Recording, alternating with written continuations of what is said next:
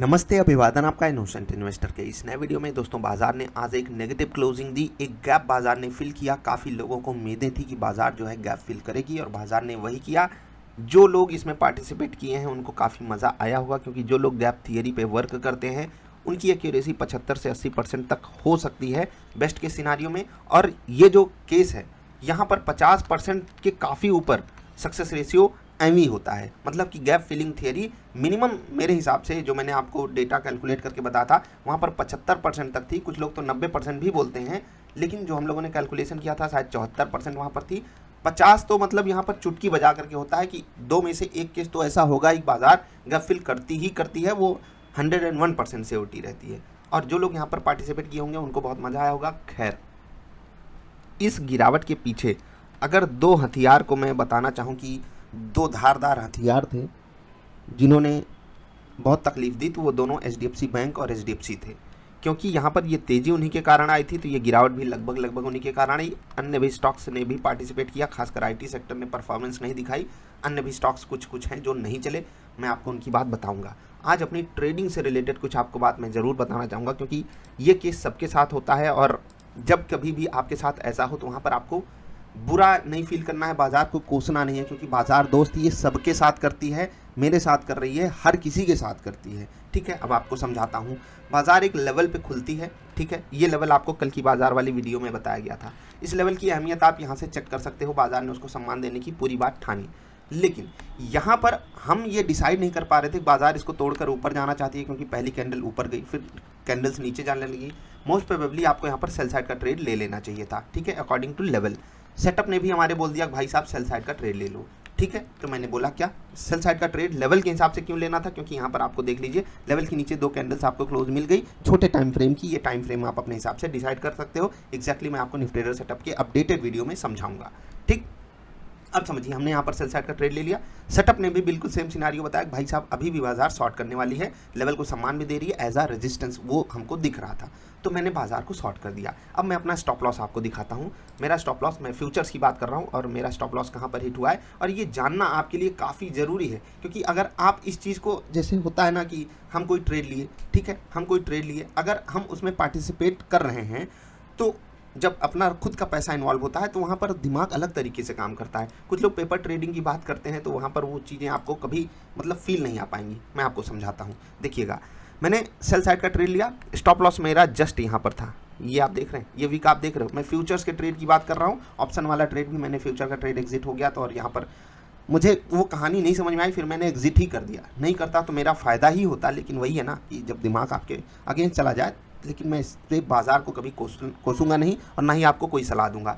हमने sell side का trade लिया, स्टॉप लॉस दिया, उसके बाद बाजार नीचे गई, सबको टारगेट दे दी, लेकिन नहीं हो पाया, ठीक। अब दूसरी कहानी आपको समझाता हूँ, निफ्टी के ही चार्ट पे वापस चलूंगा। ये जो सपोर्ट लेवल है, ठीक है, ये जो सपोर्ट लेवल है, यहाँ पर मेरी पूरी कन्विक्शन थी कि मैं यहाँ पर बाइंग करूँगा। लेकिन ये जो आप स्पेस देख रहे हो ना, बस यहीं पर इंतज़ार, थोड़ा और नीचे आ जाए, थोड़ा और नीचे आ जाए, बाइंग प्राइस मेरा थोड़ा सा नीचे हो जाए, उसके चक्कर में मैं मिस कर गया। जब ये ऊपर गया, फिर से बता रहा हूँ, जब ये ऊपर गया मैंने जो बाइंग प्राइस था उसको चेंज करके फिर से यहीं पर ला करके रखा, क्योंकि ये एक लेवल मुझे लग रहा था कि बाजार यहाँ पर रुक सकती है, ठीक है, और फिर उसके बाद भाग सकती है। यहाँ पर लाया, फिर से मुझे बाइंग की पोजीशन नहीं मिली। मतलब कि मैं बाई करना चाहता था लेकिन बाई नहीं कर पाया, और ये आपके भी साथ कई बार होता होगा, कई बार होता होगा। मैं बाई नहीं कर पाया, उसके बाद देखिए क्या कहानी, मैं आराम से यहाँ पर टारगेट लगाता, मुझे मिलता, ठीक है। फिर यहाँ पर जब इसने बाई दिया तो मैंने सोचा कि यार काफ़ी तेज़ी आ चुकी है, मैं नहीं लेता हूँ ट्रेड, और फिर देखिए ट्रेड नहीं लेता हूँ। जहाँ पर लेना था वहाँ पर मिला नहीं, जहाँ पर नहीं लेता हूँ वहाँ पर भी ऑलमोस्ट टारगेट दे दिया, ठीक है। एक ही चीज़ मेरे साथ अच्छी हुई कि जो मैंने यहाँ पर सेल साइड का ट्रेड लिया, यहाँ पर वो मेरा हिट हो गया। लेकिन अनफॉर्चुनेट कंडीशन ये थी यहाँ पर भी कि मैं वहाँ पर क्वांटिटी नहीं ऐड कर पाया। तो देख रहे हैं, आज अगर आप किस्मत की बात करो तो आज लगभग किस्मत मेरे एंटी खड़ी थी। ये आपके भी साथ कभी कभी होता होगा, लेकिन यहाँ पर आपको घबराना नहीं है, समझ रहे हैं ना। क्योंकि आप में से बहुत सारे लोग बोल सकते हैं मैं जहाँ स्टॉप लॉस लगाऊंगा वहीं बाजार हिट कर देगी, मैं जहाँ लेना चाहूँगा बाजार मुझे देगी नहीं, मैं जहाँ ट्रेड मिस करूँगा वहाँ बाजार टारगेट देगी। क्या कर सकते हैं, कुछ नहीं। बैंक निफ्टी में आज मैंने ट्रेड नहीं लिया, क्यों नहीं लिया वहाँ यहाँ पर देख सकते हो, क्योंकि सपोर्ट के आसपास यहाँ पर भी मैं इंतजार कर रहा था, अगर मिल जाता तो। यहाँ पर जब इसने तोड़ करके हमको ट्रेड दिया तो वहाँ पर जब मैं क्वान्टिटी ऐड करने के बारे में सोच रहा था तो वो कर नहीं पाया। और जो यहाँ पर मैंने ट्रेड लिया वो बहुत मतलब आप उसको समझ लीजिए कि मजाक वाला ट्रेड था, उसको आप जाने दीजिए। क्वांटिटी में कोई ट्रेड होता है एक लॉट में, जाने दीजिए। हाँ, एक चीज़ ध्यान रखना, जो यहाँ पर मेरा ट्रेड था उसको मैंने बहुत ही अनकॉन्शियस वे में छोड़ दिया, हटाओ जाने दो, और अल्टीमेटली उसने भी मुझे लॉस ही दिया है। यहाँ पर मैंने जानबूझ करके ट्रेड नहीं करना प्रेफर किया क्योंकि बाजार अपने लेवल्स को उस तरीके से सम्मान नहीं दे रही थी। लेकिन जो मैंने यहाँ पर लाइन खींची है, आप उसकी अहमियत यहाँ से अगर चेक करना चाहो तो कर सकते हो। बाकी मुझे नहीं लगता आज का लेवल कुछ खास आपकी हेल्प किया होगा, अगर किया है तो वो ज़रूर बताना, क्योंकि यहाँ पर अगर आपने बाई साइड का ट्रेड लिया होगा तो हो सकता है, और मिलता भी सबको टारगेट, ठीक है। यहाँ पर अगर आपने सेल साइड का ट्रेड लिया होता तो आपको सेल साइड का टारगेट मिलता, लेकिन मेरा कन्विक्शन निफ्टी के चक्कर में थोड़ा सा गड़बड़ हो गया, इसीलिए मैंने यहाँ पर कोई क्वांटिटी एक्स्ट्रा ऐड करने की बात ही नहीं सोची। अभी बाजार को क्या कहें भाई, जो बाजार 3 दिन 4 दिन आपको आपके लेवल्स को लगातार सम्मान देती हुई आई है, लगातार प्रॉफिट देती हुई आई है, वो ये भी करने का हक रखती है। और अच्छा हुआ कि हमको बड़े लॉसेस नहीं दी बाजार, ठीक है, कि हमको फुल क्वांटिटी ऐड करवा के स्टॉप लॉस दे जाती। जब ट्रेड नहीं दिलाई कोई बात नहीं, जा करके दूसरों को तो ट्रेड दी होगी। हाँ, मेरे लेवल का मैं इंतजार कर रहा था, और यही होता है। देखो जब ओवर कॉन्फिडेंस हो जाता है ना अपने लेवल्स पे, यही हुआ, ओवर कॉन्फिडेंस हो गया था। बाजार यहाँ पर आ करके जैसे कर रही थी ना, मैं आपको बोलता हूँ कुछ थोड़ा बहुत ऊपर नीचे होना चाहिए, और वो अच्छी बात भी है मार्केट की, मतलब हेल्दी बिहेवियर के लिए ये बहुत अच्छी बात है। लेकिन अगर वहाँ पर आ जाता तो फिर मैं हीरो बन जाता, और बाजार किसी को हीरो बनने नहीं देती। आई होप आप समझ रहे होगे। बैंक निफ्टी का भी चार्ट मैंने आपको दिखाया। एक चीज़ जो गड़बड़ मुझे दिख रही है, 742 पे ट्रेड कर रहा है फ्यूचर, ठीक है, और नॉर्मल स्पॉट प्राइस आप देख सकते हो 655 है, 12-13 पॉइंट का डिफरेंस है। ये बहुत, मतलब 100 पॉइंट कंप्लीट होने में, मतलब कि 85 पॉइंट का प्रीमियम खाने को मिल रहा है, जो ऑप्शन राइट कर रहा है इस वक्त। कौन सी साइड? Sell side. मज़ेदार तरीके हैं, मतलब गैप फिलिंग के बाद भी अगर इनकेस कोई बुरी न्यूज़ आ गई तो हम बहुत तेज़ी से खटाखट गिर सकते हैं, लेकिन इनकेस पॉजिटिव न्यूज़ आ गई तो ऊपर जाना है तो स्टेप बाय स्टेप ही जाएंगे, सीढ़ी चढ़ करके। चलिए अब आगे बढ़ते हैं। दो फाइनेंशियल सेक्टर स्टॉक्स की बात की थी कल। डीसीबी बैंक को मैंने कुछ बोल दिया, ये भाई साहब बुरा मान गए, क्योंकि कुछ लोगों ने मजाक किया था। कल ही मैंने आपसे ये बात शेयर की थी कि जितना यस बैंक एक दिन में भाग गया उतना आपका डीसीबी 4 दिन में भागा है। तो डीसीबी बोला अच्छा भैया ऐसा है क्या, चलो हम भी आज 15% भागेंगे। और ये one of the best swing trade था जो हम लोगों ने नीचे पकड़ा IOLCP के बाद। एक्सचेंजेस की बात कर लेते, एक्सचेंज की बात करते हैं, इंडेक्सेस की बात कर लेते हैं। निफ्टी सबसे ज़्यादा गिरा, और क्यों गिरा? क्योंकि इसके पास निफ्टी के पास HDFC हैं, HDFC बैंक है, अदानी पोर्ट है, टाइटन है, ये सब स्टॉक्स हैं, ठीक है। विप्रो भी आज देखिए 2.25% गिरा है। तो आज निफ्टी को तोड़ने वाले काफ़ी थे। निफ्टी नेक्स्ट 50 बढ़िया परफॉर्मेंस दिखाया। गोदरेज कंज्यूमर प्रोडक्ट्स के कारण निफ्टी मिड कैप बढ़िया चला। और ये मैं इसलिए बोल रहा हूँ क्योंकि यहाँ पर जिस तरीके से निफ्टी में गिरावट आई, यहाँ पर और गिरावट हो सकती थी। जिस हिसाब से यहाँ पर Tata power, Concor, persistent system गिर रहे थे, लेकिन अकेले BEL AU small finance bank ने इसको बचाने की पूरी कोशिश की, ठीक है। निफ्टी के काफ़ी नज़दीक रहा ये, लेकिन आउट परफॉर्म तो किया ही निफ्टी को, और सबसे अच्छे तरीके से निफ्टी बैंक ने आउट परफॉर्म किया। क्यों? ICICI बैंक, एक्सिस बैंक, बंधन बैंक, ये वाले बैंक बढ़िया चले। वही HDFC बैंक को तकलीफ हो रही थी, फाइनेंशियल सर्विसेज HDFC के कारण तकलीफ झेल रहा था, वो आप यहाँ पर देख सकते हो 3.25% नीचे था HDFC। तो ओवरऑल निफ्टी की तकलीफ IT खासकर विप्रो वगैरह से थी, HDFC बैंक तो कमज़ोर कर ही रहे थे। अब आपको टास्क 3 असाइन कर रहे हैं, बहुत ध्यान से।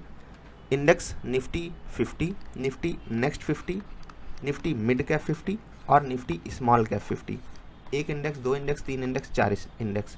Nifty 50, Nifty next, Nifty mid cap, Nifty small cap. इन चारों ही इंडेक्सेस के 5 स्मॉलेस्ट मार्केट कैप वाले स्टॉक्स, उनका करंट मार्केट प्राइस, पहले नेम, ठीक है, नेम, फिर करंट मार्केट प्राइस, ठीक है, और फिर उनकी price to earning ratio.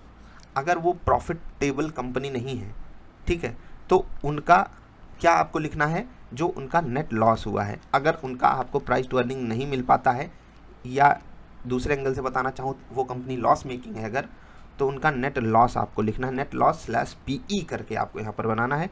Current market price ये मैंडेटरी है, नाम मैंडेटरी है, ध्यान रखना। ये क्लोजिंग 7 अप्रैल 2022 के हिसाब से बनाइएगा। बहुत सारे लोग स्क्रीनर का यूज करेंगे, टूल्स का, समझ रहे हैं, तो हो सकता है वहाँ पर ओल्ड डेटा हो, तो ये चीज़ गड़बड़ हो जाएगी। सही जानकारी आपको भेजनी है। फिर से बोल रहा हूँ, क्लोजिंग प्राइस 7 अप्रैल 2022 के हिसाब से 5 सबसे छोटे मार्केट कैप वाले स्टॉक्स इन चारों इंडेक्सेस में कौन कौन से हैं, आपको पहले लिखना है। निफ्टी 50 के 5 स्टॉक्स, निफ्टी नेक्स्ट 50 के 5 सबसे छोटे, निफ्टी मिड कैप और निफ्टी स्मॉल कैप। समझ गए? तो ये हो गया टास्क 3। ओवरऑल इंट्राडे का दिन काफ़ी अच्छा गया।